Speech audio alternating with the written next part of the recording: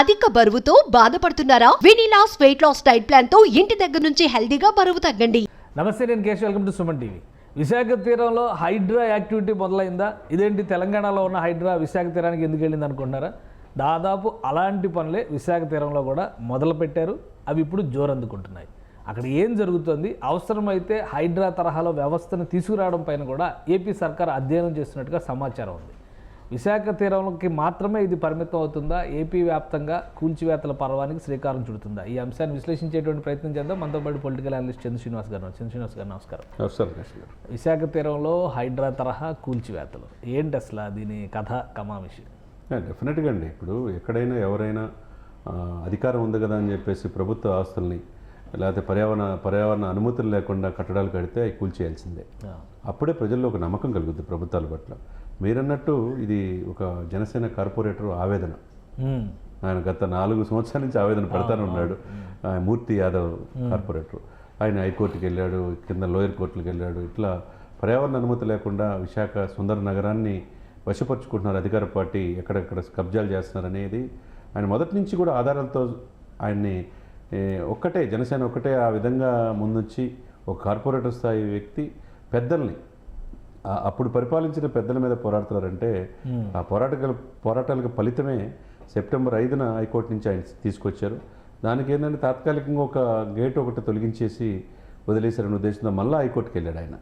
పూర్తిగా 4 అంటే ఆల్రెడీ అప్పుడు కూల్చివేసింది పూర్తిగా కాలేదా? పరిపూర్ణం కాలేదని.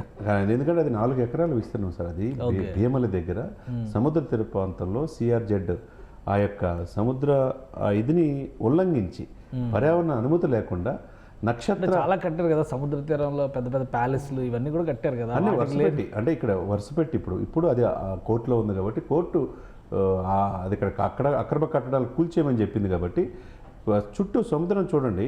అక్కడ భీమల బీచ్లో మధ్యలో గోడ కట్టేసేసారు సార్ 4 ఎకరాల విస్తీర్ణంలో. ఎవరు?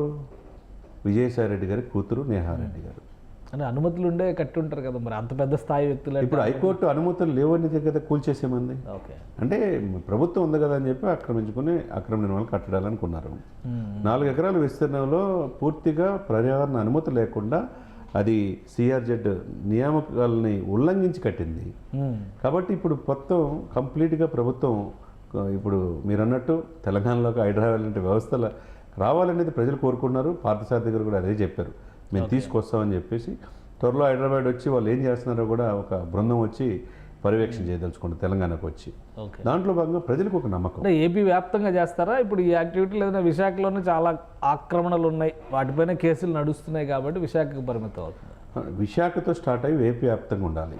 ఎందుకంటే ఆల్రెడీ నిన్నగాక మొన్న ఆలపాటి రాజా గారు కూడా అక్కడ ఉన్న కన్సల్ట్ పొన్నూరు పోటీ చేసిన ఎమ్మెల్యే అభ్యర్థి అనుమతులు లేకుండా 30 అంతస్తులు 20 అంతస్తులు కట్టారు. అది కూడా కూల్చేయాలంటున్నారు. ఇది ఒకటిగా పరిమితం. పొన్నూరు పరిధిలో అక్కడ అంబటి మురళి అని చెప్పేసి ఆయన పోటీ చేశారు కదా. ఆయన కన్స్ట్రక్షన్ కంపెనీ అంబటి రామరావు గారు తమ్ముడే, ఓన్ బ్రదరే.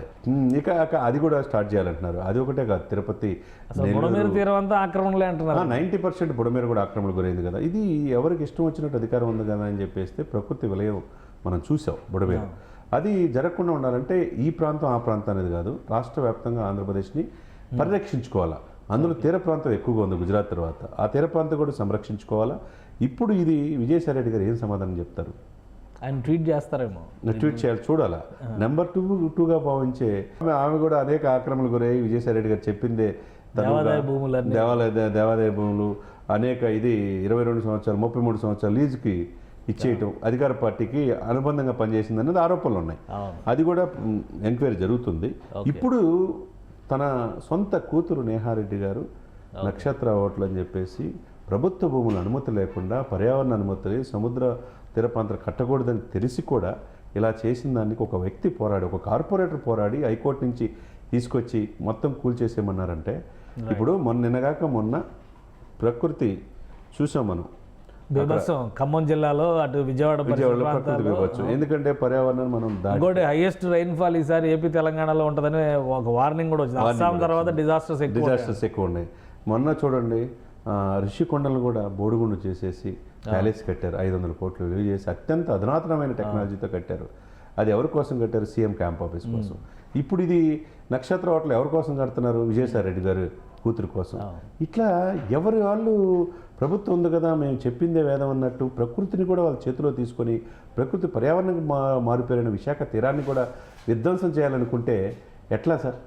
అది మంచి పద్ధతి కదా. ఎవరు పర్యావరణ ప్రేమికులు కావచ్చు. సో మొదలైంది కాబట్టి హైడ్రా దిశగా అడుగులు పడినట్టుగానే బాగా డెఫినెట్గా ఆ దిశగా అడుగులు పడితేనే ఆంధ్రప్రదేశ్ని పరిరక్షించుకోవచ్చు. పర్యావరణాన్ని మనం కాపాడుకుంటే అది మనల్ని బాగా చూసుకుంటుంది.